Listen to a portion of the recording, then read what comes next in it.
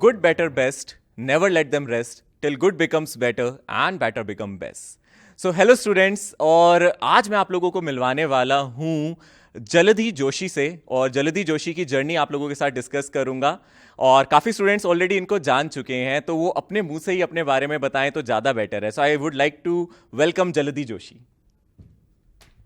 Thank you sir. So Jaladhi, सबसे पहले आप मुझे ये बताओ कि काउंसलिंग हो गई आपकी? जी सर। So, आपको कौन सा कॉलेज मिला? बॉम्बे सीएस मुझे मिल गया है। सो आई हर्ड आप टॉपर हैं। मैं आईआईटी बॉम्बे जोन की फीमेल टॉपर हूँ। Okay, so as she mention कि आप देख सकते हैं कि वो फीमेल टॉपर हैं आईआईटी बॉम्बे जोन। तो अगर आप ध्यान से देखोगे तो एक बच्चे ने यहाँ टॉप करके आपको दिखाया, इससे आपको इंस्पिरेशन मिलती है कि किस तरीके से उन्होंने अपनी मेहनत की होगी। तो हम जानेंगे जलधि जोशी से कि क्या क्या चीज़ें उन्होंने इस जर्नी में की और आप लोगों को क्या क्या गलतियाँ नहीं करनी चाहिए। तो स्टार्टिंग विद आपकी प्रिपरेशन जलधि, आपको ऐसा लगता है कि आपने कौन कौन सी बुक्स पढ़ी और कौन कौन से स्टडी मटेरियल्स फॉलो किए जिससे आपको ज़्यादा हेल्प मिली? ओके, तो 11th में मुझे लगता था कि बहुत सारी फैंसी बुक्स करनी पड़ती है एडवांस के लिए, पर मैं गलत थी। और मुझे बाद में रियलाइज़ हुआ कि अगर आकाश बाईजूस का स्टडी मटेरियल आप फर्स्ट टू लास्ट पेज तक करो तो वो मोर देन सफिशिएंट है। तो मैंने उस पर रिलाई किया। हमारे पास टारगेट्स होता है, अचीवर होती है, मैग्नेट होती है, वो सब अच्छे से की। और उसके बाद एक दो बुक्स जो मुझे सर रेफ़र करते थे, मैं बस उन पर फोकस करती थी। तो जल्दी मैं चाहूँगा आप एक बार ये भी मेंशन करें आपकी मेंस में क्या रैंक थी, एडवांस में क्या थी, और इसके साथ आप ये बताएं कि मेंस से एडवांस का ट्रांजिशन कैसा है, क्योंकि जनरली बच्चे इसी में कंफ्यूज रहते हैं कि सर मेंस का पढ़ें या एडवांस का पढ़ें, क्योंकि दोनों लेवल्स में डिफरेंस तो ऑब्वियसली है। तो मेरी मेंस की रैंक 61 है और एडवांस में मेरी ऑल इंडिया रैंक 32 है। और मेंस और एडवांस में इतना फ़र्क है कि मेंस अगर आप एनसीईआरटी कर लो, आपके बेसिक कंसेप्ट्स क्लियर है, तो आप अच्छा परफॉर्म कर लोगे। और एडवांस में उन्हीं कंसेप्ट्स का एप्लीकेशन है, तो आपको क्रिएटिवली सोचना पड़ेगा। और अगर आपका मेन टारगेट पहले से एडवांस है तो आप एडवांस को लेके चलो, और मेंस बीच में सिर्फ एक पड़ाव है। आप जब एनसीईआरटी अच्छे से करोगे तो एडवांस के लिए प्रिपेयर करते करते मेंस अपने आप हो जाएगा। तो जल्दी ने एक बहुत इंपॉर्टेंट बात मेंशन की कि हमें पैनिक नहीं होना कि हमें मेंस का पढ़ना है और एडवांस का पढ़ना है। अगर आपका क्लैरिटी है कि हमें एडवांस करना है, हम एनआईटी से हटके आईआईटीज में एडमिशन लेना चाहते हैं, जैसे कि जल्दी को मिला है बॉम्बे, तो आप लोग ये सोच के चलो आपको एडवांस की प्रिपरेशन करनी है। मेंस तो उसी सफ़र में कहीं ना कहीं आपको टकरा ही जाएगा, है ना।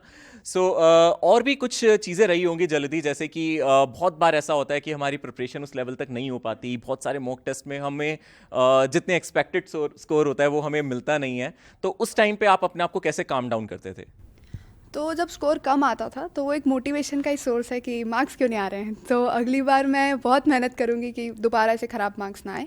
तो उसको मैं पॉजिटिवली लेती थी कि अगली टेस्ट में इसको इम्प्रूव करना ही है। ओके, ये तो फिर वही बात हो गई कि जब कश्ती लहरों से टकराती है तभी किनारे नसीब होते हैं। तो इसका मतलब है कि उन्होंने इसमें भी एक पॉजिटिव नोट ढूंढा कि अगर आप टेस्ट दोगे तभी तो आपको एक्चुअली रियलाइज होगा कि आपकी गलतियां कहाँ हो रही है, और उन्हीं गलतियों से इन्होंने सीखा और अपनी रैंक स्कोर की। तो आप देख सकते हो आपके सामने बहुत ही अच्छा एग्जाम्पल है जल्दी का। और मैं जल्दी आपसे जानना चाहूंगा कि टीचर्स ने आपको किस तरीके से हेल्प करी इस पूरी जर्नी में? तो टीचर्स का एक इमोशनल सपोर्ट तो रहता ही है एकेडमिक्स के अलावा, कि जब भी स्कोर कम आए तो वो हमेशा सपोर्ट करते थे कि कोई बात नहीं है, तो एक टेस्ट है, तो अगले में इम्प्रूव कर ही लेगी। और पढ़ाई, उन्होंने मुझ पे बहुत पर्सनल अटेंशन दिया है। मेरे डाउट्स रेगुलरली सॉल्व होते थे। मुझे कभी नहीं बोलना पड़ता था कि मुझे कुछ एक्स्ट्रा एफर्ट चाहिए मेरे टीचर्स से। वो अपना बेस्ट देते थे मुझ पे, तो मुझ पे भी वो रिस्पॉन्सिबिलिटी थी कि मैं अपना बेस्ट करूँगी फॉर देम, जो मैंने किया। Very well said. तो इसका मतलब है टीचर्स का एक बहुत इंपॉर्टेंट रोल रहा। तो जल्दी आप एंथे के बारे में कुछ बताना चाहोगे? आप एंथे के थ्रू आए थे? तो एंथे मैंने 3 बार दिया, in standard 8th, 9th and 10th, और मुझे तीनों बार 100% स्कॉलरशिप मिली थी। और उसी से मैंने आकाश बाईजूस में एडमिशन लिया था। और I have never regretted taking ANTHE. वो बहुत कम्पिटिटिव एग्ज़ाम है और मुझे एक अच्छा लेवल सेट हो गया था उससे। और कुछ चीज़ें होती हैं जो एक सफ़र में आती है, इस जर्नी में आती है, वो होते हैं डिस्ट्रैक्शंस। तो जैसे कि सोशल मीडिया का डिस्ट्रैक्शन हो गया, या फिर आपके कुछ पर्सनल हॉबीज़ होते हैं, कुछ अपने पर्सनल गोल्स होते हैं, या फिर और भी चीज़ें होती हैं जो आपको डिस्ट्रैक्ट करती हैं कभी कभी। तो आप उन डिस्ट्रैक्शन से कैसे दूर रहे?